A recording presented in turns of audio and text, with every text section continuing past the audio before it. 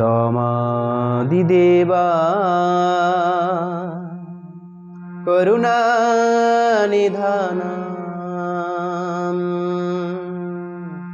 তমালবর্ণম সুহিতয়াবতারম অপর সংসার সমুদ্র সেতুম ভজো মহে ভগবতো স্বরূপম।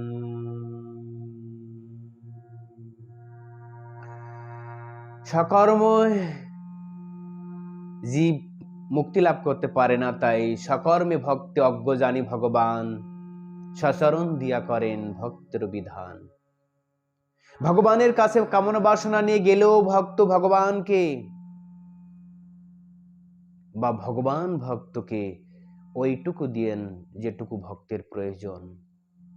ধর্ম ব্যতিক্রমদিষ্ট অমীশ্বরণম স সাহসম তেজিও সামনা দোহায় সর্বভূজিতে যথা। কেন তিনি তো ধর্মের আদি বক্তা, বক্তনম কর্তার বিরক্ষিতা প্রতীব আসারেদ ব্রাহ্মণ পরদরাদি বিমর্শনম। কেন তিনি আদি বক্তা, ধর্মের বাস্তব ধর্মজ্ঞ এবং তত্ত্বজ্ঞ, আরো পরিপূর্ণতম রূপে পরম ব্রহ্মের মধ্যে বর্তমান। তাই পরম ব্রহ্মকে আরাধনা করা মানেই মুক্তির দ্বার। তা সে যেভাবে ভগবানের কাছে আসুক না কেন, তাকে মুক্ত করবেনই। অগ্নির স্পর্শে গেলে যেমন সমস্ত বস্তু ভস্মে পরিণত হয়, ঠিক তদ্রূপ ভাবে যে বাসনা নিয়ে ভগবানের কাছে যাক না কেন, অন্তিমে সে শুদ্ধ ভক্তেই পরিণত হয়। সাধু সঙ্গ কৃষ্ণ কৃপা ভক্তির স্বভাব, এই তিনি সব ছাড়ায় করে কৃষ্ণের ভাব। সাধু সঙ্গ এবং কৃষ্ণের কৃপায়, কৃষ্ণ তো কৃপা করবেনই। যে যথা মাম প্রপদন্তে স্তম তথৈব ভজামি অহম মম বার্তনুবর্তন্তে মনুষ্য পার্থ সর্বস্ব। কৃষ্ণের নিজের প্রতিজ্ঞা। ভগবান সেটাই বলেছেন যে যেভাবে আমাকে ভজন করুক বা আরাধনা করুক, কিন্তু আমি তাকে সেইভাবেই ভজনা করে থাকি, কিন্তু অন্তিমে কৃষ্ণ প্রেম দিয়ে থাকি। এই জন্য ভগবান শ্রীকৃষ্ণের সর্বশ্রেষ্ঠ হলো ওরা গুণাখ্যানে করে কৃষ্ণের ভজন। এর ভিতরে দেখুন কে কিভাবে ভগবানকে আরাধনা করছেন। কেউ ব্রহ্মোপাসক আর কেউ প্রাপ্ত ব্রহ্মলয়। এই ব্রহ্মোপাসক কাকে বলে এবং ব্রহ্ম উপাসকের মধ্যে আবার সর্বশ্রেষ্ঠ হলো আবার তিন প্রকার রয়েছে। এক হলো সাধক ব্রহ্মময় এবং প্রাপ্ত ব্রহ্মলয়। আমি যেটা বলতে চাচ্ছি জ্ঞান উপাসক, জ্ঞানের ভিতরে অনেক ধরনের ব্যক্তি রয়েছে। জ্ঞানম ধ্যানম বিশেষতে জ্ঞানম গুজ্জমে যদ বিজ্ঞান সমন্বিতম। ভগবান শ্রী গীতায় বলছে বুদ্ধি বুদ্ধিমতানমস্মি তেজ তেজস্বী নামাহম। কিন্তু বাস্তব জ্ঞানী কারা? আর জ্ঞানের সর্বশ্রেষ্ঠ পরিণতি বা কি? জ্ঞান কাহাকে বলে? কোন বস্তু সম্পর্কে জানা জ্ঞান। ইদম তুতে গুজ্জতমাম প্রবক্ষণ সুসবে জ্ঞানম বিজ্ঞান সহিতম যদ্গত মুখাশা শুভাহাত। কৃষ্ণ গীতায় বলছেন নবম অধ্যায়। জ্ঞানের প্রকৃত বাস্তব সিদ্ধান্ত হলো বস্তুকে প্রকাশ করা। কোন বস্তুকে? বদন্তি তত্তদ্বিদস্তত্ত্বম যজ্ঞানমদয়ম ব্রহ্ম ইতি পরমাত্মা ইতি ভগবান ইতি শব্দতে। ভগবান অর্থাৎ পরম বস্তুকে প্রকাশ করা হলো জ্ঞান। আর পরম বস্তু কি? পরম ব্রহ্ম, পরম ধাম, পবিত্র পরম ভবান। অর্জুনের উক্তি।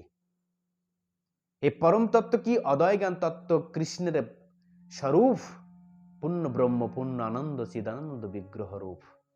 এ হলো আনন্দ তত্ত্বময় বিগ্রহ এবং পূর্ণ প্রকাশ, যা প্রথমে বলা হয়েছে আনন্দময় অব্যাসাদ জ্ঞানম অদ্বিতীয়ম বা অদ্বিতীয়ম ব্রহ্ম। যিনি বা আনন্দময় অব্যাসাদ বা রসবৈষ, এ হলো পরম তত্ত্ব। আর এই পরম তত্ত্বের পূর্ণ প্রকাশ হলো গোলক বৃন্দাবনে তিনি করলেন কৌশারক ধিয়ামাদ্দৈব পররসা। এ হলো বাস্তব তত্ত্ব এবং সিদ্ধাঙ্ক এবং চরম শিরোমণি। এদের জ্ঞান মার্গ উপাসক দুই প্রকার, এক ব্রহ্মোপাসক, আরেক হলো মোক্ষকাঙ্ক্ষী উপাসক। ব্রহ্মোপাসক আবার দুই প্রকার, এক হলো প্রাপ্ত অর্থাৎ ব্রহ্মকে যারা পরিপূর্ণরূপে যা না জেনে ব্রহ্মার আংশিক আরাধনা করছেন, অর্থাৎ নির্বিশেষবাদী যারা। আর যারা সবিশেষ রূপে পরম তত্ত্বকে জেনে হৃদয়ঙ্গম করে আরাধনা করছেন, তারা প্রাপ্ত ব্রহ্মলয়। এর ভিতরে দেখবেন কে কোন ধামে যাচ্ছেন এবং কে কিভাবে ভক্ত ভগবানকে প্রাপ্ত হচ্ছেন। এর ভিতরে কেবল ব্রহ্মোপাসক ভেদ ৩ প্রকার। এক সাধক, সাধক কারা? নবযোগেন্দ্র ঋষিগণ। যখন তারা গোলক বৃন্দাবনে প্রবেশ করেছিলেন, কিন্তু তাদের আগে অনুমতি নিয়ে হয়েছিল সৃষ্টিকর্তা ব্রহ্মার কাছ থেকে। কারণ তারা একসময় ব্রহ্মার লোকে গিয়েছিলেন, কিন্তু ব্রহ্মার কাছ থেকে ভগবান পরম তত্ত্বের জ্ঞান তারা শ্রবণ করেছিলেন। অক্লেশাম কমল ভূব্যাং প্রবিশ্য গোষ্ঠম কুর্বন্তিং শ্রুতি শিশরাম শ্রুতি শ্রুতুজ্ঞা উতঙ্গম যদুপুরঙ্গমাঙ্গায় সঙ্গম যোগীন্দ্রং পুলকভৃত নববপি অপুহ। এই শ্লোকটার মুখ্য অর্থ এটাই, অক্লেশ শূন্য যখন ব্রহ্মালোকে প্রবেশ করেন, ব্রহ্মার কাছ থেকে যখন তারা ভগবান শ্রীকৃষ্ণের তত্ত্ব হৃদয়ঙ্গম করেন, ভগবান শ্রীকৃষ্ণের তত্ত্বকে জানার পরে সেই ব্রহ্মজ্ঞানী বা সাধককে আকর্ষণ করেন একবার কৃষ্ণকে দর্শনের জন্য দ্বারকা নগরীতে, এবং তারা গিয়েও ছিলেন। তা ব্রহ্মোপাসক যারা নির্বিকার উপাসক ব্রহ্মের ধ্যান করেন, তারাও যদি সাকারাত্মক কৃষ্ণের যদি একবার কর্ণে শ্রবণ করে, তাহলে অবশ্যই তারা একদিন উত্তম ভক্তে পরিণত হবে। কারণ তারা তো শুদ্ধ ইতিমধ্যেই, কিন্তু বাস্তব তারা নির্বিশেষ ছিল, এই জন্য তারা সাকারাত্মকেই আরাধনা করেননি। কিন্তু যখন সৃষ্টিকর্তা ব্রহ্মার কাছ থেকে শুনলেন, কেন ভগবানকে আরাধনা ব্রহ্মা করতেন সাকার জ্ঞানে, তিনি নিরাকার উপাসনা করতেন না। তা সাকার ভক্তির যখন কোনো ব্যক্তির একবার সঙ্গ হবে, তিনি নিরাকারত্ববাদ ভুলে যাবেন। যে কথা বলা হয়েছে বেদে, ঋগ্বেদে, হিরণ্য গর্ভ সমবেত অগ্রে ভূতস জাতি পতিরেক আত্মাহা। হিরণ্য গর্ভ হলো পরমব্রহ্ম ভগবান শ্রীকৃষ্ণ, আর পরম আত্মারও পরমাত্মা তিনি, আর স্বয়ং ভগবান সৃষ্টিকর্তা ব্রহ্মারও পিতৃদেবও তিনি। ব্রহ্মাকে বলা হয় জীব তত্ত্বের ভিতরে সৃষ্টিদেব, কিন্তু ব্রহ্মা উপসৃষ্টিকর্তা, কিন্তু ভগবান শ্রীকৃষ্ণ হলো আদি সৃষ্টিকর্তা। অহম আদিম চ মধ্যস ভূতনম অন্তমেব চ। এই জন্য এই সাধক, এই নবযোগেন্দ্রকে পর্যন্ত কবি হবি অন্তরিক্ষ প্রবুদ্ধ পিপ্পলাদ, এদেরকে পর্যন্ত আকর্ষণ করেছিলেন ব্রহ্মালোক, মানে নিষ্কাম বা শুদ্ধ ব্রহ্মালোক থেকে আকর্ষণ করে সাকারাত্ম আরাধনা করার সুযোগ দেন। এর ভিতরে এবার ব্রহ্মময় কারা? ব্রহ্মময় ছিল সুখদেব গোস্বামী এবং চতুষ্সান। এরাও ছিলেন ভগবান শ্রীকৃষ্ণের ব্রহ্মময় উপাসক। তারা ব্রহ্মকে পরিপূর্ণরূপে জানতেন, কিন্তু সুখদেব গোস্বামী তার পিতার কাছ থেকে হরিকথা শ্রবণ করেন, তখন তিনি ভগবান শ্রীকৃষ্ণের নিত্যলীলা রস আস্বাদন করা শুরু করেন। সনকাদি ঋষিবৃন্দ যখন সদানন্দন অর্থাৎ ভগবান শ্রীকৃষ্ণের বিষ্ণু তত্ত্ব বিগ্রহ স্বয়ং সদাশিবের কাছ থেকে শ্রবণ করেন ভগবান শ্রীকৃষ্ণের গোলক বৃন্দাবন লীলা রস, তখন তারা ভগবান শ্রীকৃষ্ণের লীলা রস আস্বাদনে অবগাহিত হন এবং আজও তারা কৃষ্ণের লীলা গুণ কীর্তন করেন, যা ভাগবতে ভগবান শ্রীকৃষ্ণ নবযোগেন্দ্র সংবাদ হিসেবে আলোচনা করেছেন, যে কিভাবে নবযোগেন্দ্র ভগবত ভক্তির চরম বিজ্ঞান আলোচনা করছেন। আগে তারা এরকম করতেন, আগে তারা নির্বিকার বা নির্বিশেষবাদী প্রচার করতেন। আর সুখদেব গোস্বামী যখন ব্যাসদেবের সঙ্গ হলো, চতুষ্সনে যখন সদা শিবের সঙ্গ হলো, নবযোগেন্দ্রের যখন ব্রহ্মার সঙ্গ হলো, তখন তারা সাকার উপাসনায় মন দিল। এই জন্যে চরম যে ব্রহ্মোপাসকের চরম পরিণতি হলো এবার প্রাপ্ত ব্রহ্মালয়। ব্রহ্মালয় শব্দের অর্থ যারা ব্রহ্মকে প্রাপ্ত হয়েছেন। আর ব্রহ্মের আলয়, আলয় শব্দ অর্থ স্থান, আর স্থান মানে গুলো বৃন্দাবন। আর ব্রহ্ম তো পরম ব্রহ্ম তো ভগবান কৃষ্ণ, অর্থাৎ পরম ব্রহ্মের আলয় অর্থাৎ গোলক বৃন্দাবন যারা প্রবেশ করেছেন তারা হলো সর্বশ্রেষ্ঠ। এই জন্য বলছেন ভক্তি বিনা কেবল জ্ঞানে মুক্তি নয়, ভক্তি সাধন করে যেই প্রাপ্ত ব্রহ্মলয়। অর্থাৎ যারা ভক্তি যোগের মাধ্যমে ভগবান শ্রীকৃষ্ণকে আরাধনা করেন তারা ব্রহ্মলয় অর্থাৎ ব্রহ্মের আলয় প্রাপ্ত হবেন।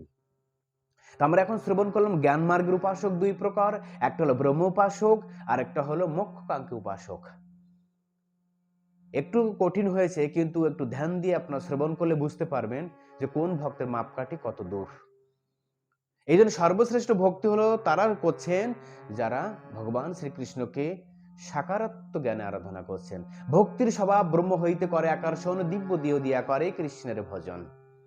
অর্থাৎ তারা ব্রহ্ম থেকে আকর্ষণ করছেন। কোন ব্রহ্ম থেকে? ব্রহ্মের পরিপূর্ণ প্রকাশ হলো গোলক বৃন্দাবনে, আংশিক প্রকাশ হলো পরমাত্মা অর্থাৎ ব্রহ্মজ্ঞানী বা নির্বিশেষবাদ যাদেরকে বলা হয়। এই নির্বিশেষ বাস পরম পবিত্র হলে কি হবে? সেটা যদি বিলাসন্ন, এই জন্য সেখানে আনন্দ নেই। যাই হোক, এইভাবে আমরা দেখতে পাই যে ভক্তি করে যখন ভক্ত চিন্ময় দেহ প্রাপ্ত হন, তখন প্রাপ্ত ব্রহ্মলাসে অধিষ্ঠিত হতে পারবেন। এই জন্য ধীরে ধীরে ধীরে ধীরে আমাদের উচিত ব্রহ্মকে আরাধনা করা। আর ব্রহ্মের পরম স্বরূপ হলো নিত্যলীলা পরিবেষ্টিত হয়ে যিনি লীলা করছেন গোলক বৃন্দাবনে। সাধক এইভাবে যখন ধীরে ধীরে কৃষ্ণকে আরাধনা করছেন, তখন মনে করতে হবে সে ভগবান শ্রীকৃষ্ণের কাছেই পৌঁছাবেন। তো এভাবে আমরা জানতে পারি যে জ্ঞানের পরিপূর্ণ বা পরিপক্ক অবস্থা হলো ভক্তিযোগের মাধ্যমে কৃষ্ণকে আরাধনা করা। হরে কৃষ্ণ কৃষ্ণ কৃষ্ণ হরে হরে, হরে রাম রাম রাম হরে হরে, নিতে গৌর প্রেমানন্দে।